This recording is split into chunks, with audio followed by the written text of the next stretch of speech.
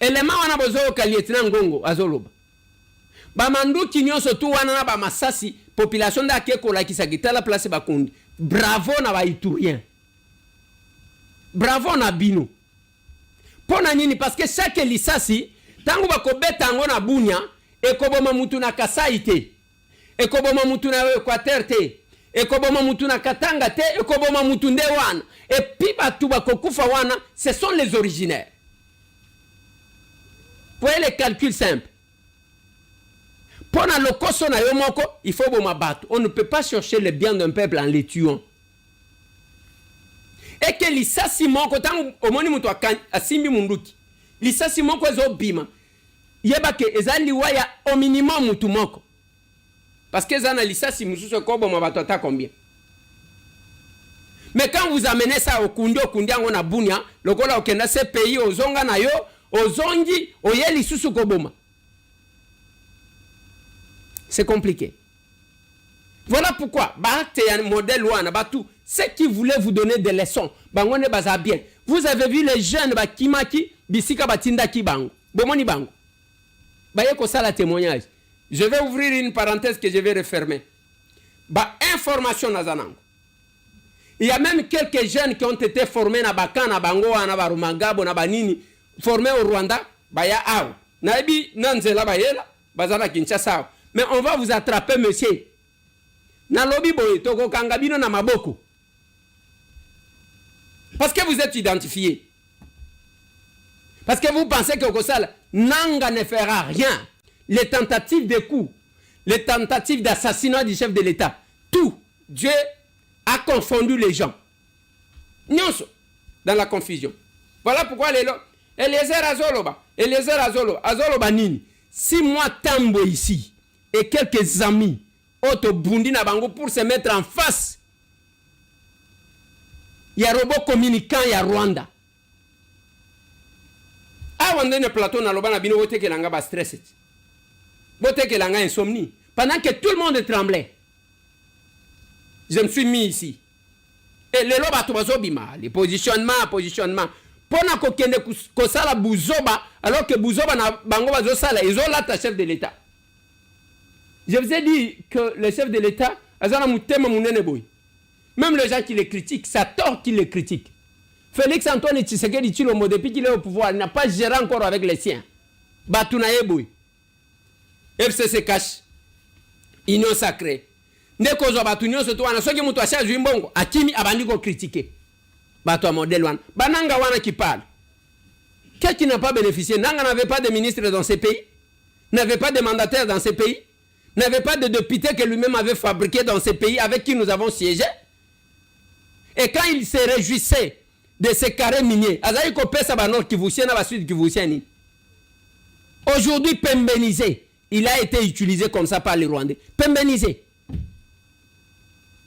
Je me tiendrai ici. On dit que les Romoni, Mikoloyo Nini. Moi, je ne suis pas coopérant politique. Ceux qui nous ont aligné à la ministre, à la ministre. Ceux qui chef de l'État ont dit que M. Tambo a continué à servir un gouvernement sans tenir compte de tout ce que les Wayambara racontent. Moi, je défendrai ce pays, je suis au front. Je salue les capables Place Bozali. Les lots adhésion mon quoi sakanate. Ceux qui ont tali Batubayaka ko adhéré, mais la dame qui a adhéré aujourd'hui, Madame Lorraine Muntu. Non. Pas seulement qu'elle est venue adhérer, n'a pas membre de l'association naye, aye na mobali naye, na bande konaye ya mibali, ba yaya naye, aye na famille na bango. La conviction. Quand on veut faire quelque chose, bisoto salaga polémique. Voilà là où nous sommes. Ayena famille, après avoir médité et réfléchi, parce qu'à la serre on n'adhère pas pour adhérer, non? On réfléchit, non? C'est là que nous sommes. Ce pays a besoin de gens qui peuvent aider. Le chef de l'État, pas qu'au Katagaba Makamouya privé, pas que Nekuna, ok, aux obimisa face awa, obimisi kuna. Malo Makamuna yebisaka bino. Est-ce que vous ne comprenez pas qu'il y a les gens, les à lobby, c'est noir. Lobby à lobby, c'est blanc. Place à lobby qui noir wana comme pembe. Place à lobby qui pembe wana est comme rouge.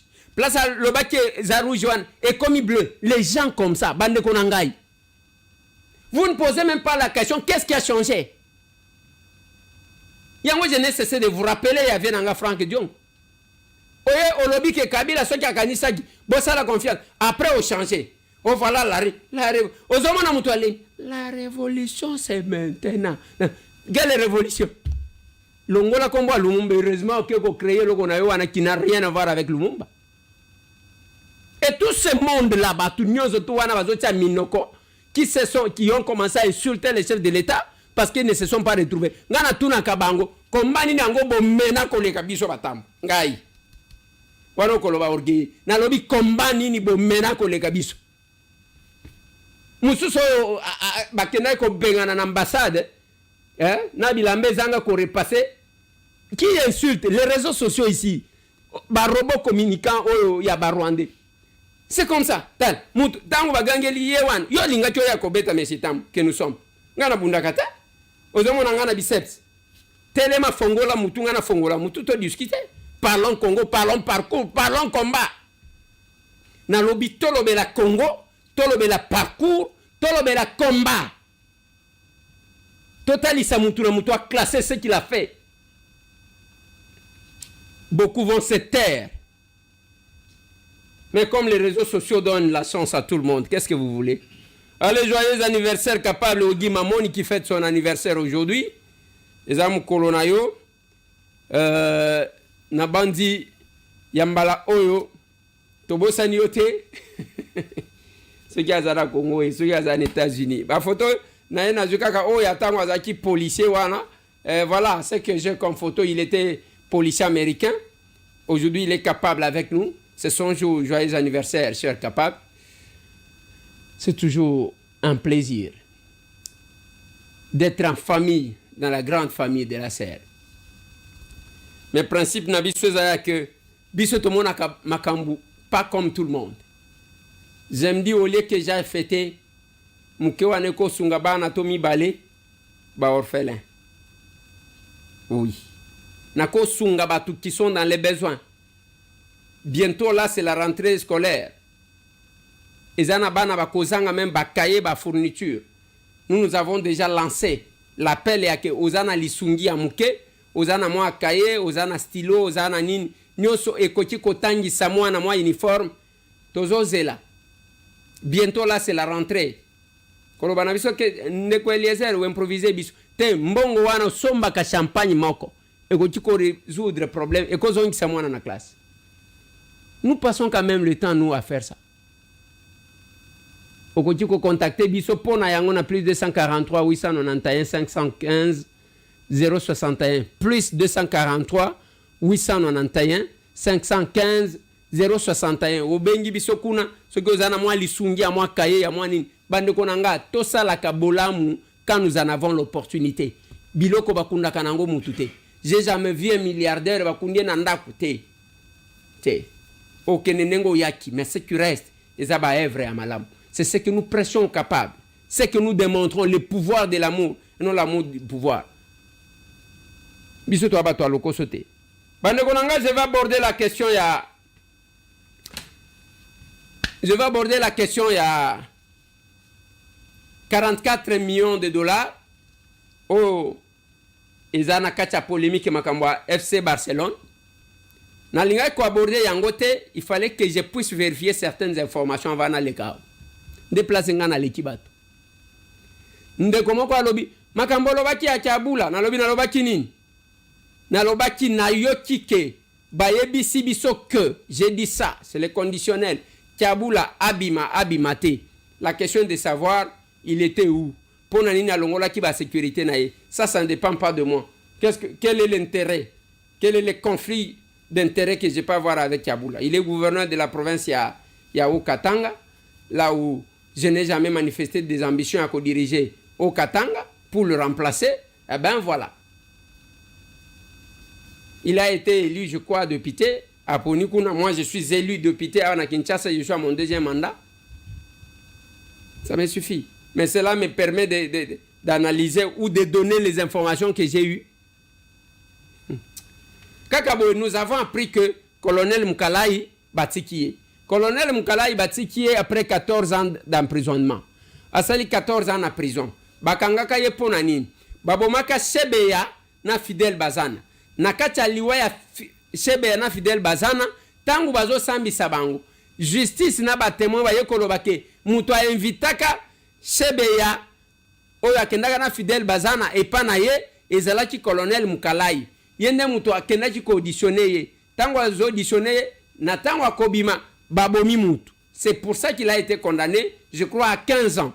Sur les 15 ans, il a fait 14 ans. Nous avons appris que Yewana, moi je ne sais pas, et qu'il a été libéré.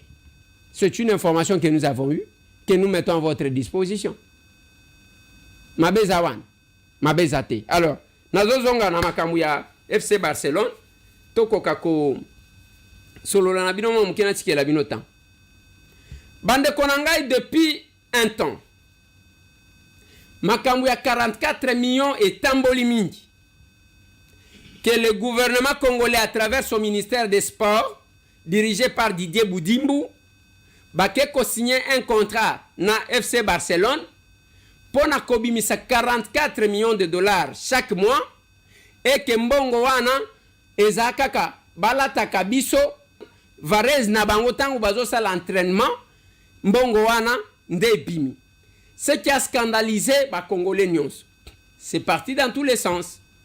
Et moi j'attendais entrer en contact avec le ministre pour que na kokakoyeba qu'est-ce qui se passe. Je ne peux pas passer ici nabandi koloba donc les gens d'autres personnes pensent nabandi koloba kakabo non Didier Boudimbu azalia nazana numéro naï. Avant na leka il faut na vérifier. Qu'est-ce que j'ai trouvé bande konanga?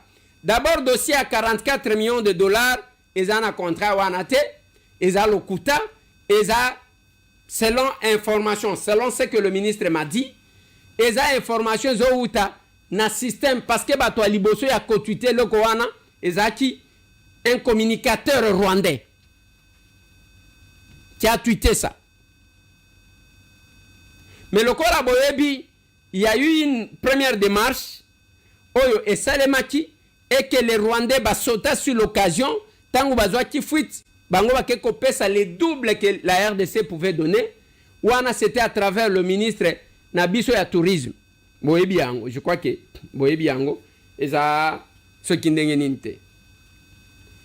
Alors, nakati wana parce que wana ezala ki pona Atlantico de Madrid, de Rwanda kendaki a récupéré pona kotalisa que il faut à tout prix que tout fait bas Congolais.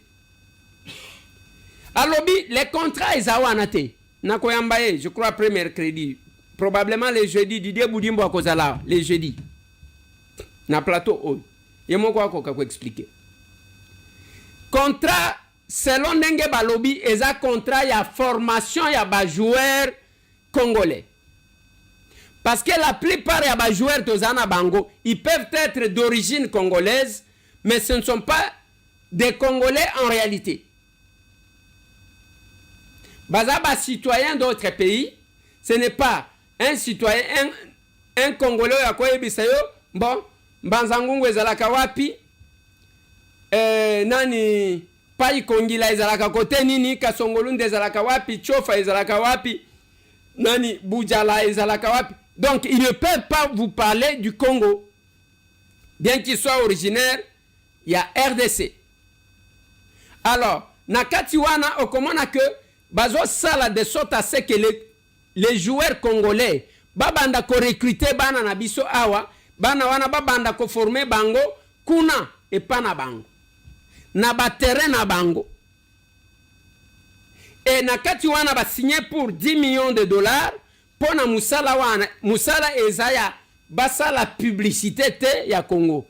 Même la publicité du Congo balobi le message ezaya que RD Congo cœur d'Afrique. Des messages yangoa.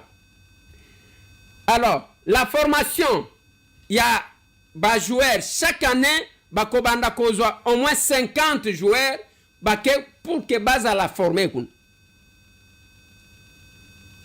Ndembongo bayokani. Et na kati ya mbongo wana, bako former au moins, je crois, si je ne m'abuse pas, 10 arbitres au bakobanda ko formé dans les mêmes conditions bakozala reconnu sur le plan international. Makambu ya port ya ba Varese, makambu ya nani ya, qu'est-ce que j'ai dit, à côté de cette formation là nde batuana baye ko pesa bonus likole à formation de balobi bakobanda ko sala publicité RDC Cœur d'Afrique bako pesa salon ya 300 personnes na ba terrain na bango oyo ekozala réservé na ba congolais pona ko exposer biloko na bango na ko afficher biloko na bango kuna chaque fois qu'il y a match. C'est le contrat qu'ils ont signé. Ah wow. Mais tangu siko likambo ye kobima nakati wana nde ye kobima makambu ya agence française ya développement ba ko pesa 5 millions de dollars pour na ba réhabiliter certaines infrastructures oyo ya sport. Ah oui, pana biso. Ça, ce sont les informations que nous avons eues. Mais la difficulté que nous avons, bande konangai, il suffit seulement que robot communicant rwandais a lancé message au commandant wa tutu babandi ko relayer yango. Ngai ndenge na telemiao. Est-ce que naza avocat ya Didier Boudimbu na avocat na yeta? Est-ce que bomona ka chaîne na ngai et travailla kana ye o chongona to komi wapi et travailla kana yeta? Mais si nous parlons de ça, nous rétablissons juste la vérité. Oyo ndenge zalidi. Et je demandais au ministre, il faut ya koleka awa ou expliquer biso likambu ba congolais ba koka koyeba parce que ça a créé un scandale. Ya koyoka ke boke ko pese ko signer un contrat ya 44 millions de dollars pour na kaka publicité pendant l'entraînement. Bongo nyoso ke okende ku. Voilà musala biso to salaka. Mais nazo zonga pe pour na kolobelo komoko. Nous avons besoin d'avoir des grands joueurs. Nous avons besoin de que ala batu bazali ko exceller na makambu nyonso. Mais bande konangai la plupart ya ba terrain de foot ya ban. Combien de quartiers qui ont des terrains de foot? Combien de communes parce qu'il fallait que ba terrain ala na ba ko nyonso bana bazali ko s'entraîner. Bisika nyonso botongi ba immeuble, botongi, vous lotissez partout. Non, insécurité zalia. Lokola batu atinda ke insécurité zalia. To lo tire pour empêcher. C'est l'unique raison pour pesak. Et ça lokola batu bazoluka ko se déplacer mais batongi na barai. Batu bazoluka ko se déplacer mais bazo kondisa balabala. Voilà la culture que nous avons. Biso, c'est le capable, nous disons une chose aux gens. Mboka oyo ezaya biso. Bolinga te biso nde mutu to bongisa ya. C'est le principe. Yangona lobi na bino, il y a les gens qui n'ont rien à perdre. Quand quelqu'un n'a rien à perdre, il se comporte comme un barbare, batuna benga ba wayamba. Et nous estimons que nous devons prendre le devant pour na ko pesa batu exemple. Il faut biso moko to pesa batu exemple. Ya bolingo na biso na mboka. Kongo na lobaka na batu soki Kongo zalaka mutu pona eloba. Ilinga ke tuna batu ezanengeni. Ezalo kola mutu ozana mwasi moko kitoko. Mais yo néglige akaye. Pendant que moi si wana batu belé badraga kaye. C'est ce que nous vivons. Les Chinois bazo wele la Congo. Les Indiens bazo wele la Congo. Ba Libanais tolo bate. Ba West Africain ah batu bazo ya kobwa kangunda. Ozo kanenge batu bazo tanga lingala na avion. J'ai voyagé na zo kaka mutu azolo ba. Oui bonjour. Mbote. Mutu azo tanga nengo na avion pona baya ah. Mais bino ba kolo Congo bomona kangolo kole loko pamba. Voilà là où vous enviez. Place batu bazo ki mande place bino bozo envier. Construisons les Congo. Construisons le Congo. Échange patriotique, c'est demain. Pour nous, aux États-Unis d'Amérique. Affiche yangoana. Numéro ya Papa Benda yango bien. Numéro ya Zoom yangoana. Prenez ça, participez. On va intervenir. Nous parlons Congo. Bisotolobelaka Congo. Mesdames et messieurs, bravo à tous les capables. Je félicite Bandeko ya Garde Vision. Son amont. Nenge ba kenda chikuna na c'est le modèle baningisaki